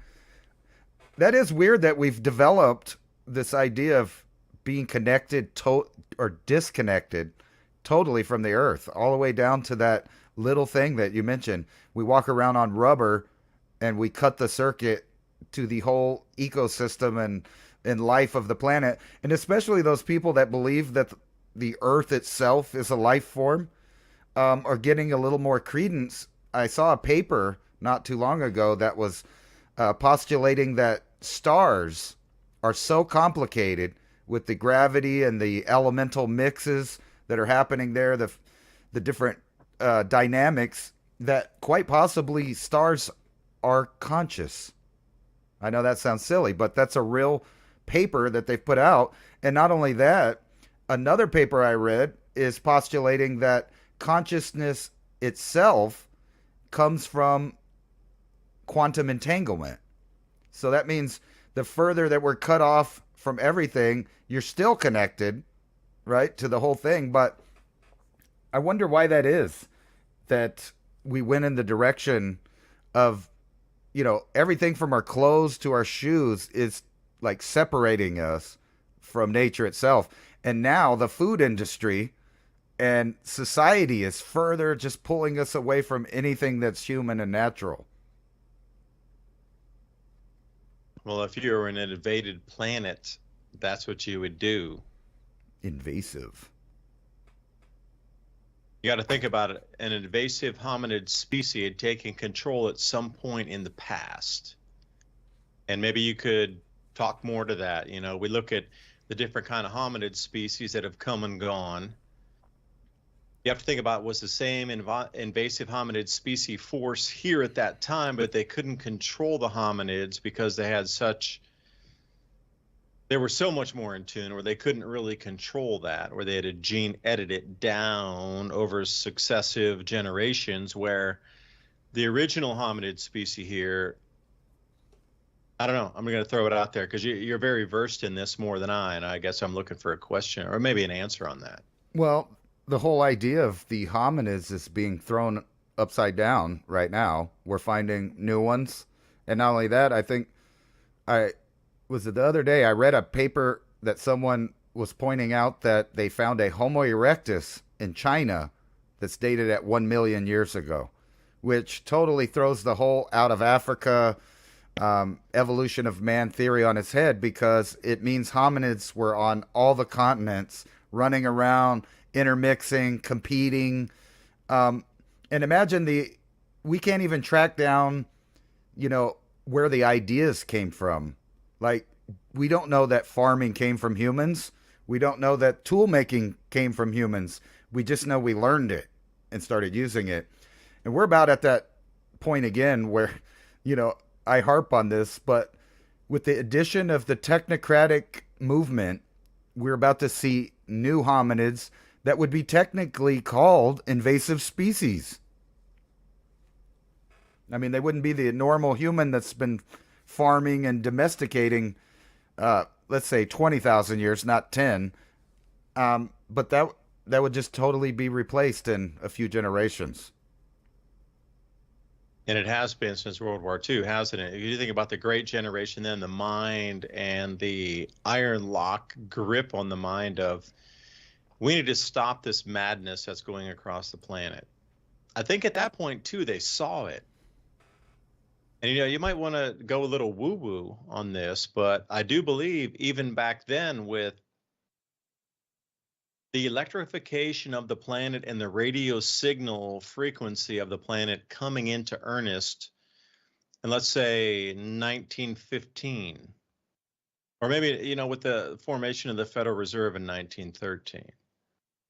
But as you came forward from that point in time, something definitely had taken over the planet in terms of, we could have gone with magnetic motors and using the Earth's magnetic field to spin magnets in a different direction to make some sort of rod spin, the same thing we do with superheated steam today. They could have got the RPMs above 1200 RPM, easily 1500, 1700 RPMs, just using magnets. Earth's magnetic field power generation, where you don't need to burn a thing. You're using the Earth's magnetic field. You're a kid who play with magnets and spin them. But we went this entirely different direction where the petrochemical industry, the oil industry, and the electrical industry all kind of evolved at the same time on everything on a metered system. And at that point, too, after World War I, when people came back, the radio, offshore radio had started with Marconi and that sort of thing. But the awareness of the society, there was a absolute explosion of the mind at that time in the 1920s and 30s. Now, I don't know if they found something back then and they came to that point where this needs to stop. And that's why we went to war. In terms of the technological advances at that point had gotten to the crescendo where they understood it was an invasive hominid species versus humanity. And what we consider as the winners, the good guys, perhaps were the invasive hominid species that had beaten the regular humans in the 1940s. Because it's quirky for me that every time in history, when we read history from start to finish, it's always the good guys that win. Who's writing the history? Like for me, percentage-wise, just being like a numbers person, 100% of something doesn't make sense. It's got to be less than. But it's very difficult for me to believe through history, the way we read it, that 100% of the time, the good guys always prevail and stop the bad people from doing what they were doing. And just that's an anomaly in itself, history of how many victors rewriting the history is they were always the good ones stopping the bad ones. But I do go back into the Civil War of the United States, the perception management of the Berry Center coming into alignment with the gravitational center in 1861, and then the Civil War starting directly after that. And then where we come into this low solar activity period in, what was that, the centennial minimum in the beginning of the century of 1900. It was like 1897 to like 1910, that solar cycle in that area, incredible low. But there was a very low magnetic field state at that time on our planet. And then suddenly the Federal Reserve comes out of that. We start World War I. And then we're coming in now 100 and some years later into a very low magnetic field state again. And I'm just wondering that, again, I'll ask you, Ransom, to respond to this. Like, my whole perception on this is looking at it saying, perhaps they discovered something of the non-human control system back at that time, and everything that we saw from, say, 1750 up until 1920 was to battle against that. But for some reason, that invasive hominid species force won over the planet. And everything in that demarcation line of World War II forward has been that hominid species invasion that has set our world to make it the way it is now, because you just described it. We're wearing plastics, like recycled bodies. This is a cotton shirt. I try to wear cotton when I can. I try to walk out barefoot when I can. But you got rubber-soled shoes, GMOs everywhere, Wi-Fi, all kind of electronic signal, everything. This is a completely non-human environment that has been invented and completely veils the entire planet. There's nothing of like original human species here now. This is a planet that has been terraformed, and we exist at this point in time. So who really won at that point? I really believe there was some sort of battle for humanity itself that occurred, and I don't know, I'll leave it there. I know where I'm going with that. You talking about them aliens that live at Antarctica there? They might have been flying around, because out here in the desert in 1947, They say they crashed. But think about that for a second, because what if the legends of breakaway civilization at that time, right at that same point you're talking about, you know that the main nations of the world merged in a way, in a weird way, where they hired all of the supposed enemies, right? And they integrated them into their science programs.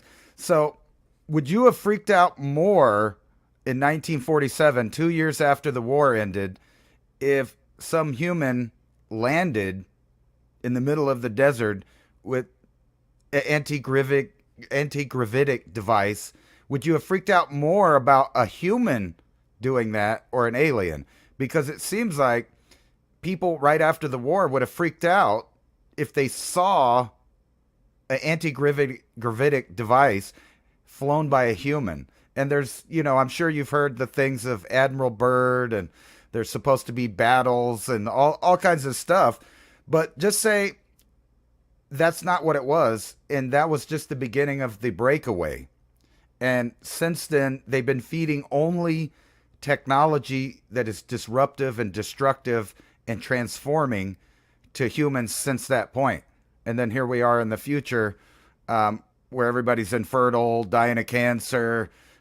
We have all these problems, and we're just now getting the representatives to even have a discussion about whether or not some of these things are bad. Like from the fluoride to the food, whatever you pick, you're barely just now getting that discussion.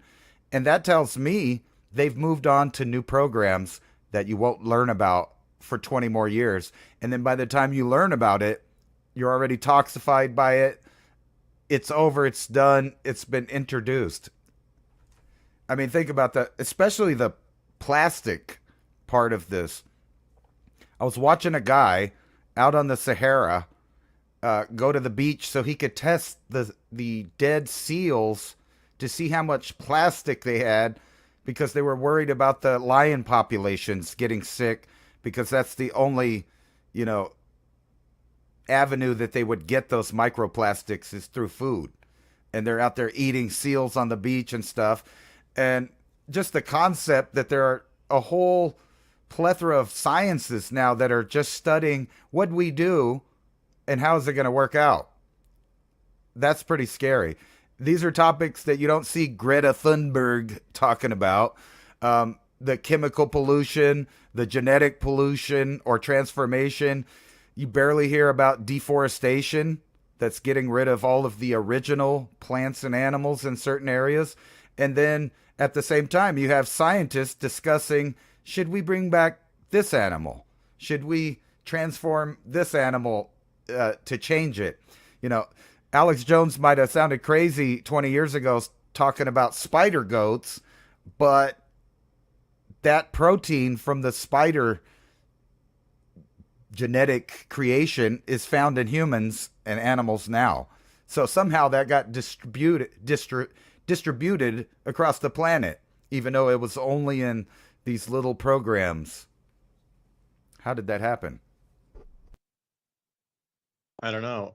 Tell me about the 1940s, where you described that in a little more greater detail, where you say that breakaway, or those battles for the breakaway society. Like, why did those that had superior technology just disappear and allow another force to run roughshod over humanity right now? I don't know. Maybe they got the notice from the actual rulers of the earth that this ain't the stage of technology we're ready for you to have yet. Think about Elon Musk is barely, doing some fancy stuff with computers, but we're still on the rocket fuel. We're not talking about anti-gravitic devices or none of that. So even the next civilization that's been created since the 40s seems to have not increased in technology, really, besides maybe the input of algorithms and AI, which are alien in itself. What they've increased, though, is the input into each individual product that we need. Like that is a definite thing where the inputs to produce the products is increasing. So there has to be a longer supply chain with companies controlling every single aspect of that, milking profit out of every single step of that. Instead of being direct production, I mean, literally miles from where you consume it, it's now 3,000-mile supply chain, and everybody's getting rich off of that. So until that stops, then we sit in the same world spinning in a circle and kind of like the plastic garbage patch that just spins and dissolves into like a plastic goo in the oceans here. So, will one administration stop all this? Are we at the precipice of the rollout of new technologies? And are those technologies the one we really want? Because I'm a fan of using magnets and Earth's magnetic field to create power. I want something the size of a loaf of bread to produce enough power in my house that I can buy, take it off the shelf, put it in my house, plug it in, and I never need to pay for power again. But some of the plans I'd seen, even though they unveil electrogravitics technologies and power production devices, they're still going to use the same delivery infrastructure. So the power plant itself might go to electrogravitics and using magnets and Earth's magnetic field to produce the power, but that same electron they float back and forth at your house there, you're still going to have to pay for that delivery of it. You're never going to break free of this system. And that's the whole thing I've learned is the plans they have in the future, even though they move to no coal, no oil, no gas burned, Earth's magnetic field, they're still going to charge you for the fee to run a large power plant off of Earth's magnetic field to get you the power to your house. They're not going to create these home devices. It's always going to still be this centralized system, even though they evolve technologies moving forward. And that's the greatest thing for me is I don't understand. Why would you not build a bunch of home units that would last 100 years with material sciences? There's no like planned obsolescence. This thing, like it was in the Greatest Generation. You bought a washer in 1945, washing machine. That thing's going to last until 1995 or 2000. That's a 50-year washing machine. Today's washing machines are what? 5 years, 10 years? You got to get a new one. They break on purpose. But we need our electrical infrastructure to be more robust than that. It can't have an obsolescence date on it for the home units. It needs to run for 100 years in your house. I think they'll get it there eventually where there is something like that, but it'll be on the please deposit 25 cents and then you'll have to use your digital ID to make the power come back on. It'll be something like that. Think about one of the only ways or only things that we could do to break away from the metering system is this idea of growing our own foods. Unfortunately, you're still going to have to buy supplies depending on where you live, soil, fertilizer, water. For me, it's water here in the desert. I have to pay for water to use it. But this is the way to break away, at least part of it. And this is not only your food, but a big portion of your medical costs in life. If you're eating these healthier things, like here's a spring gardens list that everybody could get seeds for now in fall and then be ready to rip as soon as spring warms up. It might warm up late this year, though. I'm expecting a really chilly winter. Well, you are. A lot of people are too. So, seeing even when we were live last week, you were talking about that. And since you have the veggie stuff up there, let me throw a point. Anybody out there, please consider making a food map of your area. And when I say that, once you notice something growing wild in a place, mark it down and make a map of that area. Because even for me, I do crab apples, and I like to get the crab apples for our chickens and ducks and thing.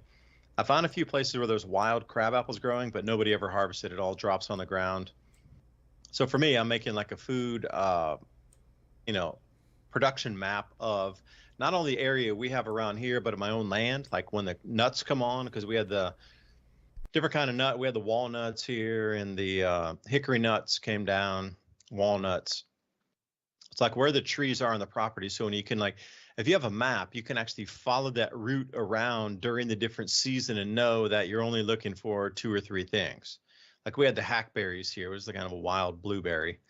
Ended up getting a bunch of those to dehydrate as well. And it just depends on which season it is. There's always fruit. We got mulberry trees around at certain times of the year. There's always something. And the pine pollen too, if you're not allergic to the pollen on the pine trees. Like we're the lowest hanging branches in the smaller pine trees, so you can get in and harvest that pollen to use for flowers and different types of things. So, to make a food map seasonality wise of where you live, vegetables in the spring, like all kind of stuff grows wild everywhere, from the hen bit to different types of lettuces and clovers and violets and everything in between. But then, that's going to shift after you get into late spring, and then you get into early summer, and then, what kind of wild forageables are around. And then when you come into the late autumn or the late summer before autumn, there's a huge amount of things that you can harvest, but you need a map so you don't forget it. And it's going to be seasonally and by the month, and you need to start to understand some plants. And in addition to what you can grow, hell, you could take a bunch of those seeds and just throw them out in other places wild, and they'll just start back up again. And then, even if it's not your own land, you can throw it in a vacant lot. Because right now, a lot of homes aren't going to be built. So I'm going to just go out on a limb and say a vacant lot now is going to pretty much stay a vacant lot for the next couple of years, unless you're in these very, like Knoxville's one of them, like build every square inch. We need more money.